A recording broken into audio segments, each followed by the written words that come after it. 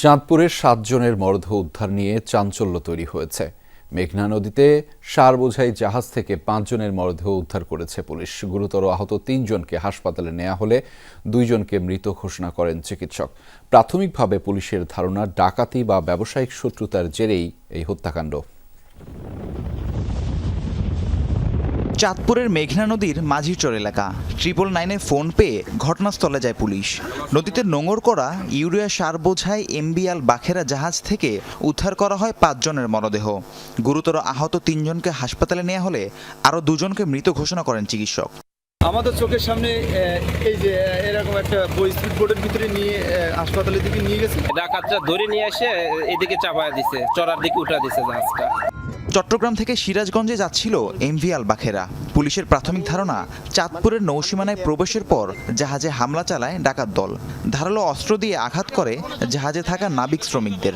ভিন্ন ভিন্ন কক্ষ থেকে উদ্ধার করা হয়েছে মরদেহগুলো। ঘটনাস্থল থেকে 2টি মোবাইল ফোন উদ্ধার করে পুলিশ। কোনো পরিচয় পাইনি, তবে আমরা চেষ্টা করছি এবং আমরা 2টি নাম্বার পেয়েছি এবং অলরেডি আমরা মালিকের সাথে যোগাযোগের চেষ্টা করেছি। আমরা মালিকের নম্বরও পেয়েছি, মালিকের নাম পেয়েছি। তার সাথে যোগাযোগ করলে আমরা ডিটেলস সব পরিচয় আমরা পেয়ে যাব। ডাকাতি না ব্যবসায়িক শত্রুতার জেরে এই হত্যাকাণ্ড, তা তদন্তে কাজ শুরু করেছে পুলিশ। আমরা এটা তদন্ত করছি। আসলে এটাতে দুর্ঘটনা হিসেবেও ধরে নিতে পারেন, একটা হত্যাকাণ্ড হিসেবে ধরে নিতে পারেন, বা এটাকে পরিকল্পিত কিছু হতে পারে, কিন্তু আমরা এখানে পুলিশি তদন্তের আগে এটা কিছু বলা যাচ্ছে না। এরই মধ্যে নিহতদের প্রাথমিক সুরতহাল প্রতিবেদন তৈরি করেছে নৌ পুলিশ। রাহিম সারোয়ার, যমুনা নিউজ।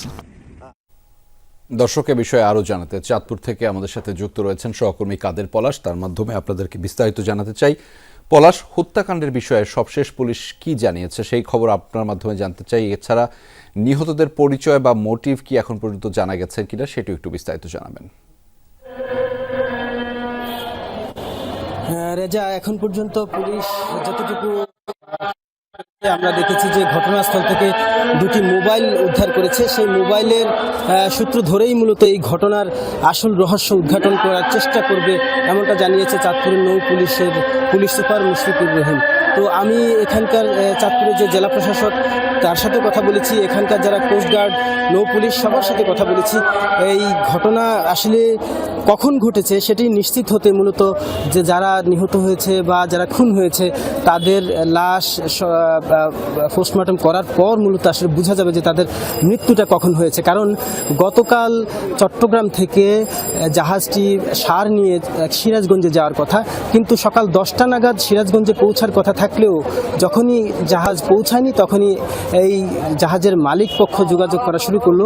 জানতে পারলো যে চাঁদপুরের নৌসীমানায় জাহাজটি আটকা পড়ে আছে। পরে 999-এ ফোন করে মূলত পুলিশকে জানানো হয় এবং পুলিশ সাথে সাথে এই খবর নিয়ে এই ঘটনাস্থলে পৌঁছায় এবং সেখানে একেবারেই জাহাজের ভেতরে 5 জনের লাশ একেবারে পড়া ছিল। সেই লাশগুলো উদ্ধার করা হয়েছে এবং সেখানে একেবারেই মুমূর্ষ অবস্থায় 3 জনকে উদ্ধার করা হয়, তাদেরকে সদর হসপিটালে নিয়ে আসা হয়। এর মধ্যে 2 জন ইতিমধ্যে মৃত্যুবরণ করেছে, অর্থাৎ হসপিটালে আনার পর চিকিৎসক মৃত ঘোষণা করে। আর একজনকে, তারও অবস্থা মুমূর্ষ, তবে তাকে ঢাকায় পাঠানো হয়েছে। আর এছাড়া পুলিশ আসলে এই ঘটনা তদন্তে সর্বোচ্চ আন্তরিকতার সাথে কাজ করছে এবং খুব দ্রুত সময়ে এর রহস্য উদ্ঘাটন করা সম্ভব হবে হয়তো। তবে প্রাথমিকভাবে ধারণা করা হচ্ছে যে ডাকাত দল এই ঘটনাটা ঘটিয়েছে। রাজা, নিশ্চয়ই সেই খবরের বিস্তারিত পরবর্তীতে নিশ্চয়ই আপনার মাধ্যমে জানিয়ে দিতে পারবো। দর্শকদের ধন্যবাদ আমাদের সাথে যুক্ত হওয়ার জন্য।